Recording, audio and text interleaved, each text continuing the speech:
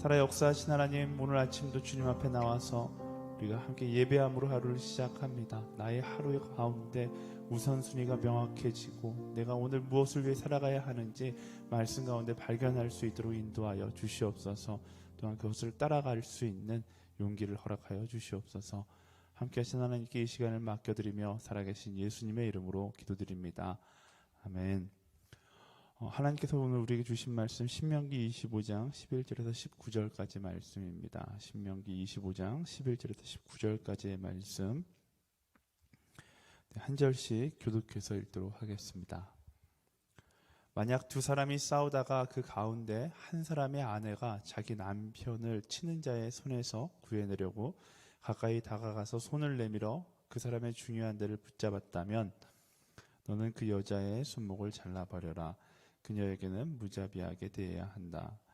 내 가방에 서로 다른 저울추 곧 큰 것과 작은 것을 넣지 마라. 내 집에서 서로 다른 때 곧 큰 것과 작은 것을 두지 마라. 너는 완전하고 정확한 추를 두며 완전하고 정확한 되를 두어라. 그래야 내 하나님 여호와께서 내게 주시는 그 땅에서 오래오래 살 수 있을 것이다. 내 하나님 여호와께서는 이런 일을 하는 자 곧 정직하지 못한 거래를 하는 자를 가증스럽게 여기신다. 내가 이집트를 나올 때 아말렉 사람들이 내게 어떻게 했는지를 기억해 보아라. 내가 지쳐 피곤했을 때 그들이 길을 가다가 너희를 만나서 뒤처져 있는 자들을 치지 않았느냐. 그들은 하나님을 두려워하지 않았다. 함께 읽겠습니다. 내 하나님 여호와께서 내게 기업으로 주시는 그 땅에서 내 하나님 여호와께서 내 주변의 모든 원수들로부터 벗어나 내게 안식을 주실 때 너는 하늘 아래에서 아말렉을 기억하는 일조차 없도록 그들을 모조리 없애버려라. 잊지 마라. 아멘. 기도하고 함께 말씀 나누겠습니다. 사랑하는 주님, 이 시간 하나님의 말씀을 나누려고 합니다. 이 말씀 가운데 하나님의 음성을 듣고 깨닫고 깨달은 대로 살아갈 수 있는 용기를 허락하여 주시옵소서. 사랑하는 예수님의 이름으로 기도합니다. 아멘.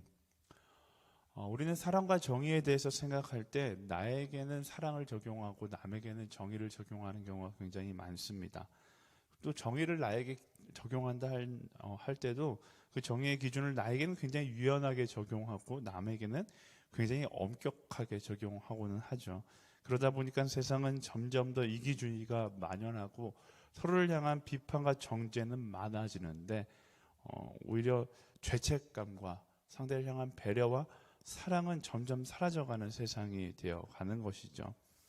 우리가 요즘 들어서 신명기 말씀을 묵상하면서 느끼는 것은 하나님의 정의는 우리가 생각하는 것과 정반대이다라는 것입니다.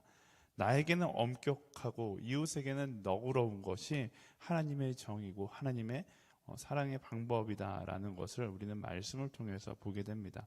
하나님 역시 우리를 향해서 그런 모습으로 다가오세요. 하나님은 정의로운 분이시지만 우리에게 그 정의의 잣대를 바로 갖다 대는 것이 아니라 예수 그리스도의 사랑으로 우리에게 찾아오시는 분이시잖아요. 그리고 그 하나님께서 우리에게 말씀하시기를 우리가 예수님을 닮아 그 사랑을 따라가기를 원하신다라는 것을 우린 말씀 가운데서 발견하게 되는 것이죠. 그것을 발견하는 데서 멈춰서는 안 되죠. 우리는 발견했다라면 그 하나님의 사랑의 법칙, 하나님의 정의의 법칙을 따라 살아갈 수 있는 사람이 되어야 하는 것입니다. 오늘 신명기 25장 말씀에서 이스라엘 민족이 일상생활 가운데 지켜야 될 명령, 정의에 대한 명령이 등장합니다. 이제 그 일상생활에서 지켜야 될 명령 중에 마지막 장면인데요. 오늘 말씀 가운데 어떤 하나님의 바람이 담겨 있는지 함께 읽어보도록 하겠습니다. 11절, 12절 말씀 함께 읽을까요?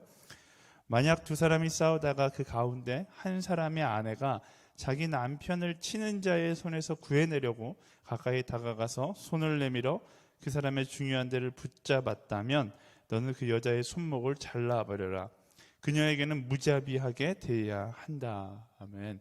굉장히 이례적인 장면입니다. 싸움 가운데 한 사람의 아내가 자기 남편과 싸우고 있는 그 사람의 중요한 곳을 붙잡는다라면 말씀은 뭐라고 이야기해요? 그 여자의 손목을 잘라버려라. 이제 무자비하게 대하라 라고 이야기합니다. 사실 이 장면을 보면 하나님은 너무나 잔인한 하나님으로 보일 수 있을 것 같아요. 이 장면뿐만 아니라 신명기 말씀 가운데 이렇게까지 해야 하나? 하나님 너무 정이 없으신 분 아닌가? 너무 잔인하신 분 아닌가라고 느껴질 때가 있습니다. 하지만 하나님의 그 잔인함을 이야기하기 이전에 하나님의 마음을 먼저 생각한다면 우리는 반대로 이 장면 가운데 그 정도로 서로를 배려하고 사랑하라라고 말씀하시는 하나님의 뜻을 알 수 있어요. 우리가 자꾸만 너무나 정의의 관점, 그 뭐라 해야 될까요? 재판관의 관점으로 이 말씀을 보다 보면 목적이 엇나갈 때가 많습니다. 이 율법의 목적 자체가 사실 그녀를 벌하고자 하는 것이 아닙니다. 이 율법의 목적은 뭐예요? 그만큼 서로를 배려하고 함께 살아가기 위해서 하나님께서 우리에게 허락하신 거잖아요. 예를 들면 이런 거예요. 무단횡단 하다가 적발되면 벌금을 내야 합니다. 벌금 내는 것이 목적이 아니라 무단횡단을 하지 않게 하기 위한 것이 목적이죠. 만약 2019년 무단횡단으로 사망한 사람이 10만 명이 넘었다.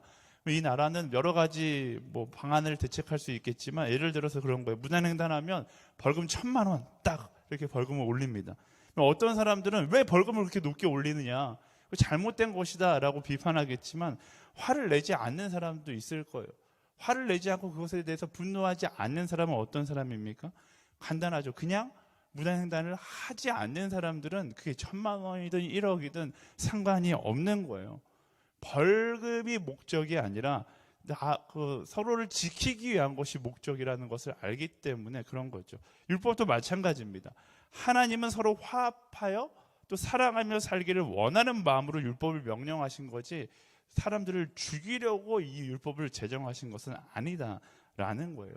그런 관점으로, 그런 하나님의 관점으로 오늘 말씀을 본다라면 11절 12절 말씀을 본다라면 뭐라고 말씀하시는 거예요? 아무리 흥분되는 일이 있다 할지라도 서로에 대한 존중과 존경과 배려와 사랑의 마음을 가지라라고 이야기하고 있는 것입니다. 어떤 사람을 읽어보면서 어떻게 이렇게 살아라고 이야기하지만 어떤 사람은 사실 별로 관심도 없고 넘어갈 수 있는 말씀이죠. 왜? 내가 서로를 배려한다면, 서로를 사랑한다면 이런 일은 내 삶 가운데 있지 않을 것이기 때문에 그런 거예요. 이런 율법은 오늘을 살아가는 우리에게 귀감이 되는 법인 것 같습니다. 아무리 흥분되고 화가 난다 할지라도 서로를 향한 배려와 존중은 지켜져야 하는 것이죠. 그게 그리스도인들이, 아니 그리스도인뿐만 아니라 사람이라면 가져야 될 기본 자세이기 때문에 그렇습니다. 삶 속에서 사랑의 우선순위, 배려의 우선순위를 기억해낼 수 있어야 하는 것이죠. 오늘 하루 살아가면서 감정이 여러분의 우선순위를 사로잡지 못하도록 그것을 다스릴 수 있는 지혜를 갖게 되기를 예수님의 이름으로 축원합니다. 많은 사람들이 감정에 사로잡혀서 살아가거든요. 그러면 우리는 하나님께서 원하는 방향을 가기보다 하나님께서 기뻐하지 않는 방향을 선택할 때가 훨씬 더 많이 있다라는 것, 우리 인생을 통해서 많이 경험하잖아요. 감정이 아니라 말씀이 나를 붙잡고 하나님께서 나를 이끄시고 성령께서 나를 이끄실 수 있도록 그 인도하심을 따라 나아갈 수 있는 우리 한 사람 한 사람 되기를 소망합니다. 13절부터 16절까지 말씀 읽어볼게요. 시작. 내 가방에 서로 다른 저울추 곧 큰 것과 작은 것을 넣지 마라. 내 집에서 서로 다른 돼 곧 큰 것과 작은 것을 두지 마라. 너는 완전하고 정확한 추를 두며 완전하고 정확한 되를 두어라. 그래야 네 하나님 여호와께서 내게 주시는 그 땅에서 오래오래 살 수 있을 것이다. 네 하나님 여호와께서는 이런 일을 하는 자, 곧 정직하지 못한 거래를 하는 자를 가증스럽게 여기신다. 아멘. 이어지는 명령은요, 상거래 가운데 정직한 기준을 가지고 살아갈 것을 이야기합니다. 하나님께서 허락하신 땅에서 살기 위해서는 정직해야 한다라는 것을 이야기하고 있습니다. 하나님께서는 정직하지 못한 사람을 가증스럽게 여기신다. 말씀은 명확하게 그렇게 이야기하는데요. 관계는 거룩의 기본 속성이고 사랑의 기초이기 때문에 그래요. 이웃을 사랑해야 할 사람들이 이웃을 속이거나 피해를 주는 것은 하나님의 뜻과 반대되는 것이죠. 하나님의 사람은 언제나 어떻게 하면 더 사랑할 수 있을까를 고민하며 살아갑니다. 하지만 반대로 나를 사랑하는 사람은, 교만에 빠진 사람은 어떻게 더 소유할 수 있을까를 고민하면서 살아가는 것이죠. 오늘 우리는 항상 나의 모습을 뒤돌아볼 수 있어야 돼요. 나는 나의 마음 가운데 어떤 생각을 하며 살아가고 있는가?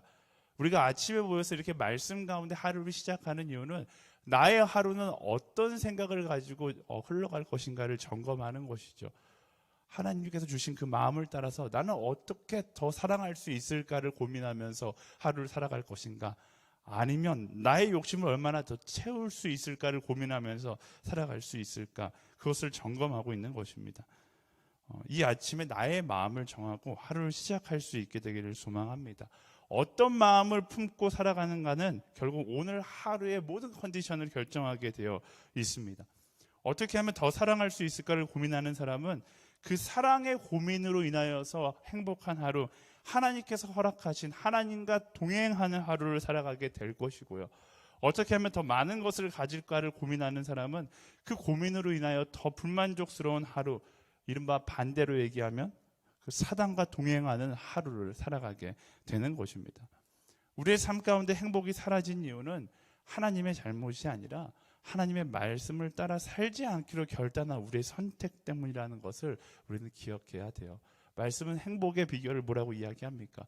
더 사랑하는 그 마음의 기준을 가지고 살아간다면 우리 삶 가운데 행복은 찾아올 수밖에 없는 것입니다. 시편 1편에 복 있는 사람은 악인의 길을 쫓지 않고 죄인에게 서지 않고 오만한 자리에 앉지 않는다라고 이야기합니다. 그리고 그 다음에 오직 여호와의 율법을 주야로 묵상하는 자로다. 행복의 복 있는 사람의 비결은 오직 주야로 율법을 묵상하며 그 말씀의 법을 따라 더 사랑할 수 있는 것이 무엇인가를 고민하면서 살아가는 것에 있다라고 말씀이 이야기하고 있는 것이죠. 말씀을 따라 살아감으로 오늘 하루가 하나님께서 허락하신 행복으로 가득 찬 그런 하루가 되기를 예수님의 이름으로 축원합니다. 그러기 위해서 우리는 어떤 고민을 하면서 살아가는 거예요? 세상 모든 사람들이 어떻게 하면 더 가질 수 있을까를 고민하지만 우리는 어떻게 하면 더 사랑할 수 있을까를 고민하면서 가는 거예요. 우리 기도 제목도 마찬가지입니다. 어떻게 하면 내 인생 가운데 더 채울 수 있을까를 기도하는 것이 아니라 어떻게 하면 내 인생 가운데 더 사랑할 수 있을까를 고민하며 그것이 나의 기도 제목이 되어야 하는 것이죠. 물론 우리 오늘 아침에 욕심의 기도 제목을 가지고 나오신 분들도 있을 거예요. 하지만 성령께서 그 욕심의 기도 제목을 나의 사랑의 기도 제목으로 변화시킬 것을 기대하면서 기도하며 나아가는 그런 하루, 그런 인생 되기를 예수님의 이름으로 축원합니다. 17절에서 18절 말씀 함께 읽어보겠습니다. 17절에서 18절 시작. 내가 이집트를 나올 때 아말렉 사람들이 내게 어떻게 했는지를 기억해 보아라. 내가 지쳐 피곤했을 때 그들이 길을 가다가 너희를 만나서 뒤처져 있는 자들을 치지 않았느냐? 그들은 하나님을 두려워하지 않았다. 아멘. 마지막으로 아말렉 사람들이 어떻게 했는지 기억하라 라고 말씀을 이야기합니다. 이스라엘 민족이 출애굽하여서 광야에서 지쳐서 피곤했을 때, 그리고 지쳐서 피곤한 무리 중에 더 지친 사람들이 있었겠죠. 그들이 뒤로 처졌을 때 그들을 배려하지 않고 공격했던 비겁한 전술을 펼쳤던 아말렉을 기억하라 라고 이야기합니다. 그리고 그들을 완전히 제거하라 라고 이야기하는 거예요. 어쩌면 이런 아말렉의 모습이 오늘 현대를 살아가는 사람들의 모습일 수 있습니다. 강자에겐 약하고 약자에겐 강하려는 것이죠. 상대방의 약점을 보면 어떻게든지 파고들어서 그 약점을 통해서 나에게 승리를 가져오려는 사람들의 모습, 그런 세상의 방법이 어떻게 보면 아말렉의 모습입니다. 하나님은 이 말씀을 통해서 뭐라고 말씀하시는 것이냐면 우리가 서로의 연약함을 이용하는 것이 아니라 서로의 연약함을 품어주는 사람이 되라라고 말씀하고 계시는 것이죠. 자랑하는 사람과 사랑하는 사람의 공통점이 있다고 합니다. 상대방의 연약함을 보면 기뻐한다라는 거예요. 자랑하는 사람은 상대의 연약함을 통해서 내가 더 빛날 수 있기 때문에 기뻐하는 것이고, 사랑하는 사람은 상대의 연약함을 내가 품어줄 수 있기 때문에 기뻐한다라고 이야기합니다. 우리는 어떤 마음을 가지고 살아가야 되는 사람일까요? 당연히 사랑하는 마음을 가지고 살아가야 하는 것이죠. 그 사랑하는 마음을 가지고 살아가기 위해서 하나님께서 명령하신 것, 우리 마음 가운데 있는 아말렉을 온전히 제거하라라고 이야기하고 계시는 것입니다. 연약한 것에 대해서 내가 공격하고자 하는 마음 자체를 내려놓고 상대의 연약함을 보면 사랑하려고 결단하는 그 사랑의 마음을 가지고 살아가라라고 말씀하시는 거예요. 우리가 이 땅을 살아가는 이유는 성공하는 것이 목적이 아닙니다. 그것이 이유가 아니에요. 이 세상 가운데 더 많은 것을 누리기 위해서 살아가는 것이 아닙니다. 이 땅에서 살아가는 이유 자체가 예수님의 말씀처럼 더 사랑하기 위해서 살아가는 것이고, 내게 주어진 모든 물질과 내게 주어진 모든 축복 자체가 내가 그것을 자랑하면서 살아가라는 것이 아니라 그것을 통하여 사랑하면서 살아가라라고 말씀하시는 것이죠. 히스기야가 죽음 앞에서 기도함으로 삶을 연장받았을 때 그가 무엇을 했습니까? 하나님께서는 그에게 이스라엘 민족을 더 사랑하라고 그의 인생을 연장해 주었는데, 히스기야는 인생이 연장되니까 제일 먼저 한 것이 그의 인생 가운데 자랑하는 것을 선택했어요. 그로 인해서 사실 이스라엘 역사는 끝이 난 거죠. 우리는 그것을 기억해야 합니다.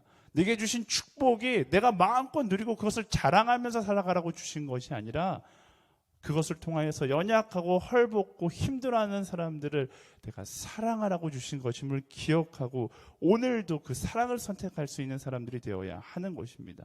그래서 그 첫 번째 스텝이 내 안에 아말렉을 다 제거하라라고 말씀하시는 거예요. 온전히 제거해야 합니다. 완전히 제거해야 합니다. 조금도 있어서는 안 되는 거예요. 내 삶 가운데 타협의 여지를 두지 마십시오. 내가 자랑하고자 하는 마음, 세상 가운데서 누리고자 하는 마음, 교만한 마음들, 그것이 내 안에 보인다라면 그것에 대해 합리화하지 않고 제거해 버릴 수 있는 우리가 되어야 하는 것입니다. 우리는 구약 역사를 통해서 이스라엘 민족이 왜 자꾸만 넘어졌어요? 온전히 제거하지 못했기 때문에 넘어졌어요. 그 어떤 핑계도 없습니다. 하나님께서 뭐라고 말씀하세요? 완전히 제거하라라고 말씀하십니다. 고민하지 말고 하나님 앞에서 하나님께서 기뻐하시는 것만을 선택하는 순전한 하나님의 사람으로 섰을 때, 그때 비로소 우리는 하나님의 땅에서 하나님께서 주신 축복을 온전히 누릴 수 있게 되는 것입니다. 이 땅 가운데서 참된 기쁨을 누리며 살아가는 것은 세상 가운데 내 것을 채우는 것이 아니라 그 반대죠. 내 것을 비우는 것에 있음을 기억하고 마음껏 사랑하며 살아갈 수 있는 그런 한 사람 한 사람, 그런 하나님의 사람으로 살아갈 수 있게 되기를 예수님의 이름으로 축원합니다. 오늘 말씀을 정리할게요. 신약으로 가서 율법의 완성은 사랑이라고 이야기합니다. 그래서 저희가 신명기 말씀을 묵상할 때, 레위기 말씀을 묵상할 때 이 사랑의 관점으로 묵상하면 하나님의 명령 가운데 숨겨져 있는 사랑을 볼 수 있는 거예요. 사랑하면 율법은 더 이상 두려움의 대상이 아닙니다. 사랑하면 신명기는 더 이상 어려운 성경이 아니에요. 사랑하기로 결단하면 율법은 나를 지키는 도구가 되는 것이고, 율법은 우리를 지켜주는 가장 행복한 말씀이 되는 것입니다.